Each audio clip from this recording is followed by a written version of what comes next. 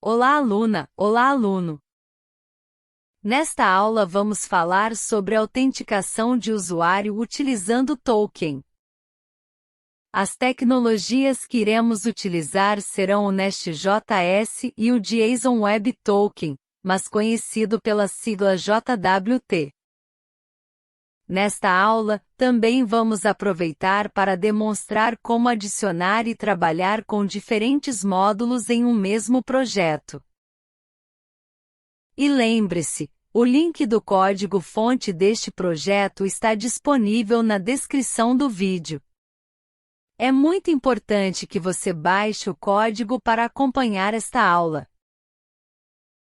Então, para começar, vamos criar um projeto do zero. Em um diretório vazio, abra o prompt de comandos e digite o comando mostrado a seguir.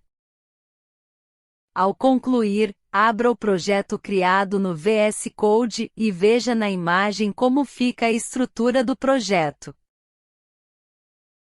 Vamos agora criar os novos módulos do projeto.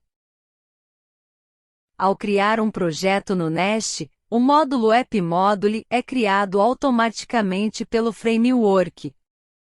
Esse módulo é o módulo raiz do projeto. Mas na medida que o projeto vai crescendo, é muito importante que novos módulos sejam criados, para melhorar a estrutura e organização do projeto. Quando você instala o framework Nest, ele habilita um recurso muito importante, que é a geração de código por meio de comandos executados no terminal. Esse recurso é bastante prático e vamos utilizá-lo para criarmos os módulos e as classes de serviços. Então, no terminal, vamos começar criando o módulo Users, utilizando o comando mostrado abaixo. Veja como fica a estrutura do projeto com a criação do módulo Users. Seguindo, vamos agora criar a classe de serviço. E para isso, vamos executar o comando mostrado abaixo. Veja como fica a estrutura do projeto com a classe de serviço criada. Vamos agora criar a interface de modelo que representará a entidade usuário. Dentro da pasta Users vamos criar a pasta de nome Model. E dentro da pasta Model, vamos criar o arquivo user.ts e adicionar o código mostrado na imagem. Perfeito! Agora vamos fazer a implementação da nossa classe de serviço. Em nosso projeto, essa classe simula os usuários existentes no banco de dados e que farão login na aplicação. Então, dentro dessa classe de serviço, adicione o código mostrado na figura.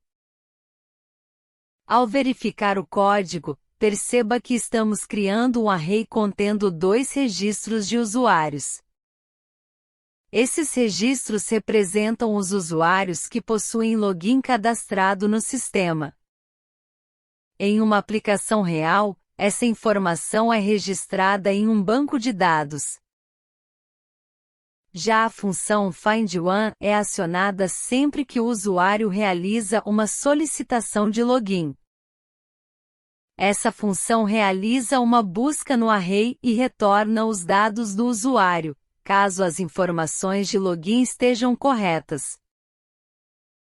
Após a implementação da classe Serviço, é necessário atualizar a classe UsersModule, para permitir que o serviço de usuários seja acionado a partir de classes que pertencem a outros módulos existentes no projeto.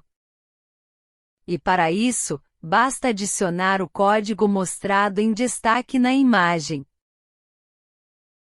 Perfeito! Vamos agora seguir para a criação do módulo de autenticação de usuários. Na parte de autenticação de usuários vamos precisar criar um módulo, uma classe de serviço e uma classe de controller. Para isso, vamos utilizar o terminal do VS Code, e rodar um comando de criação por vez.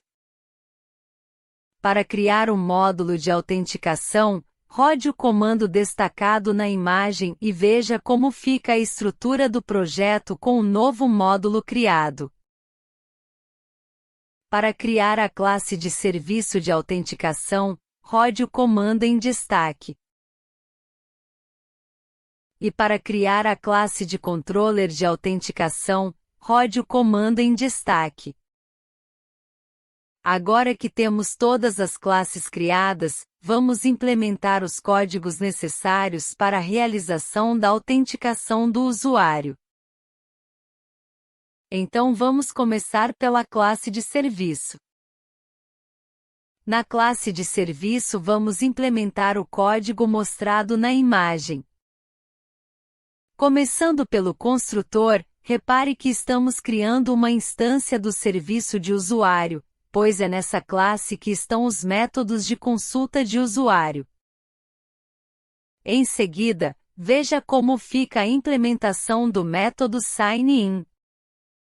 Neste método, recebemos as informações do usuário e senha. Na sequência fazemos uma checagem.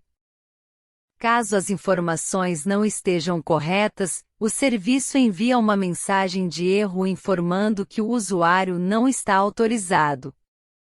Mas caso as informações estejam corretas, o serviço retorna as informações do usuário, removendo a senha do objeto retornado. Seguindo, vamos agora implementar uma interface que vai representar a informação recebida no corpo da requisição. Então, dentro da pasta ALF vamos criar o arquivo signin.ts e dentro dele vamos adicionar o código mostrado na imagem. Perceba que a interface sign-in possui os atributos nome do usuário e senha, que são as informações necessárias para a realização do login em nossa API. Perfeito! Agora estamos com tudo pronto para implementar o nosso controller. Então, abra o arquivo e adicione o código mostrado na imagem. Na implementação do código, repare como o serviço é instanciado no construtor da classe. Em seguida, veja como fica o código do método sign-in, responsável por receber a solicitação de autenticação. Observe que estamos utilizando o método HTTP POST. Além disso, também anotamos o método para retornar um status OK por padrão. Veja agora como fica o módulo de autenticação. Repare que o serviço de usuário precisa ser importado dentro do módulo. Perfeito! Agora estamos com tudo pronto para testarmos o nosso serviço de autenticação. Então, primeiro, execute o programa. Em seguida, abra o Postman e realize a chamada do serviço, como mostrado na imagem. Veja que no Postman precisamos utilizar o método POST.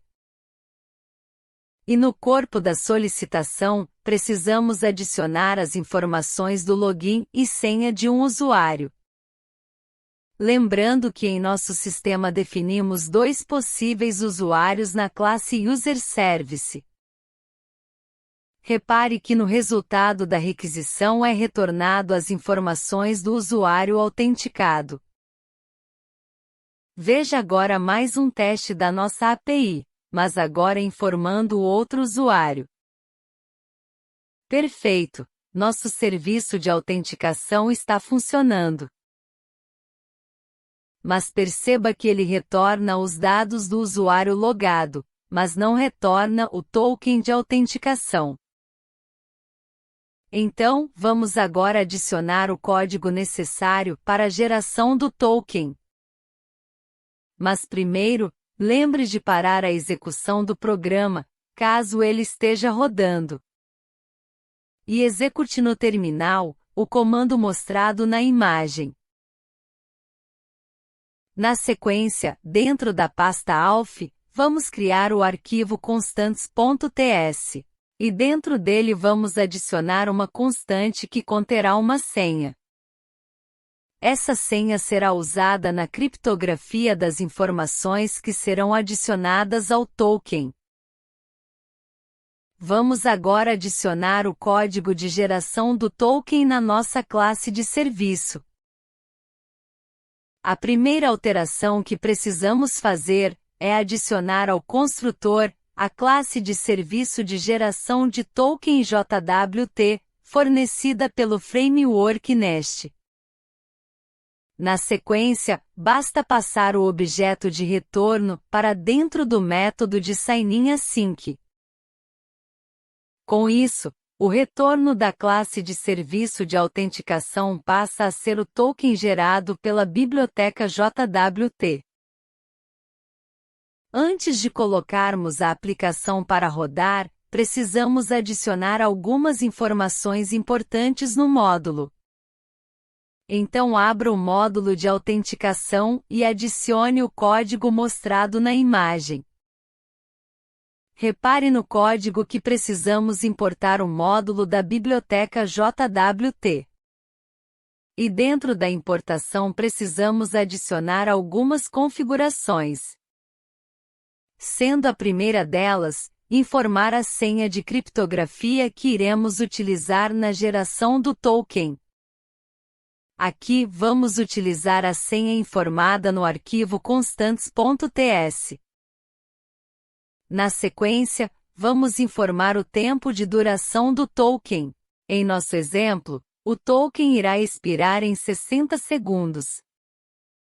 E após esse período um novo token precisará ser gerado. Em uma aplicação real, geralmente se utiliza um tempo de 30 minutos. Perfeito! Agora estamos com tudo pronto para realizarmos o teste de geração de token em nossa API. Para isso, rode novamente o programa e faça uma nova chamada ao serviço de login usando o Postman. E ao realizar uma requisição, agora o serviço retorna um token como resposta. Muito legal, não é mesmo? Mas agora que temos o token de autenticação, como fazemos para utilizá-lo? Vamos agora aprender a utilizar o token nas chamadas dos serviços da nossa API. Em uma aplicação orientada a serviço, todos os serviços disponibilizados pela aplicação devem ser protegidos. E ao disparar uma requisição, um token de autenticação deve ser sempre enviado no cabeçalho da requisição. Logo, a primeira requisição deve ser feita no serviço de login, que retorna o token. E a partir daí, todas as demais chamadas aos outros serviços sempre utilizará o token no cabeçalho das requisições. E para proteger as rotas da aplicação, é necessário utilizar um guarda de rotas. O guarda de rotas impede que acessos não autenticados realizem requisições nos serviços da aplicação. Com isso, em cada rota precisa ser adicionado o guarda de rota. Vamos agora fazer a implementação do guarda de rotas. Saiba que o código de implementação do guarda de rotas segue um padrão fornecido pelo próprio framework Nest. E em um projeto, geralmente você implementa apenas um guarda de rotas. E o mesmo guarda é utilizado por todos os controles do projeto, que precisarem ser protegidos. Lembrando que em um projeto podem existir as rotas públicas e as rotas privadas. E todas as rotas privadas são as protegidas por guarda de rotas. Vamos agora partir para a implementação do nosso guarda de rotas. Dentro da pasta ALF vamos criar o arquivo alf.guard.ts. E dentro desse arquivo vamos adicionar o código mostrado na imagem. Observe que no construtor da classe estamos utilizando o serviço JWT, o mesmo que usamos para criar o token. Esse serviço, além de ser utilizado para gerar o token, ele também é utilizado para descriptografar e extrair as informações contidas no token. Em seguida vamos detalhar a implementação da função extract_token_from_header. Essa função é responsável por extrair o token do cabeçalho da requisição. E caso um token não exista no cabeçalho, um undefined é retornado. Repare que na linha 47 a string do cabeçalho está sendo quebrada entre o tipo e o token. Esse passo é necessário para verificar o tipo de token que o sistema irá trabalhar, pois existem alguns diferentes tipos de token. Na linha 48 verificamos se o tipo do token é o bearer, que é o mais utilizado em REST APIs. Vamos falar um pouco mais desse tipo de token mais à frente nesta aula. Continuando, vamos detalhar agora a função QuenActivate. Essa função é responsável por descriptografar o token e extrair o objeto usuário que foi adicionado dentro dela no momento do login. Na linha 18, obtemos o objeto de requisição. Na linha 21, extraímos o token do cabeçalho. E na linha 27, é onde utilizamos o serviço JWT para descriptografar o token. Veja que na linha 32 precisamos informar a mesma senha utilizada na geração do token. Ao descriptografar o token, o objeto usuário é extraído de dentro do token. E na linha 38, o objeto usuário é adicionado no objeto de requisição. Observe na linha 43, que essa função deve sempre retornar um valor true, caso tudo ocorra bem. Esse retorno é um requisito de implementação dessa função. Perfeito! Agora que temos o guarda de rota implementado, vamos adicionar uma guarda em um serviço. Então abra novamente o controller e vamos adicionar o código contido entre as linhas 26 até a linha 30. Vamos começar detalhando a linha 28, que é onde fazemos a implementação do método getProfile. Veja que esse método recebe como parâmetro o objeto requisição e retorna o usuário que será extraído de dentro do token. Repare na linha 27, que estamos informando que esse serviço será acessado por meio de requisições HTTP GET. E na linha 26, mostra como usamos o guarda de rotas para proteger um serviço. Repare que temos que informar a notação UseGuard e dentro dela a classe AlfGuard, que acabamos de criar.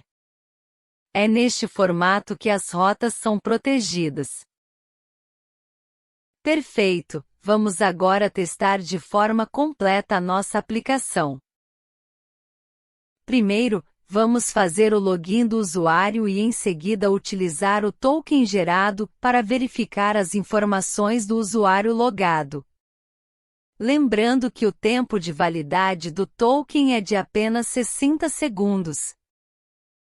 Então, execute a aplicação, e em seguida abra novamente o Postman. No Postman vamos realizar novamente o login de um usuário. E ao receber o token vamos precisar copiá-lo. Na sequência, vamos criar uma nova requisição no Postman, mas agora vamos utilizar o método HTTP-GET e informar a URL do serviço Profile, como mostrado na figura. Na aba Authorization precisamos informar o tipo do token. Aqui precisamos selecionar Bearer Token. Veja nesta lista os diferentes tipos que existem de autenticação.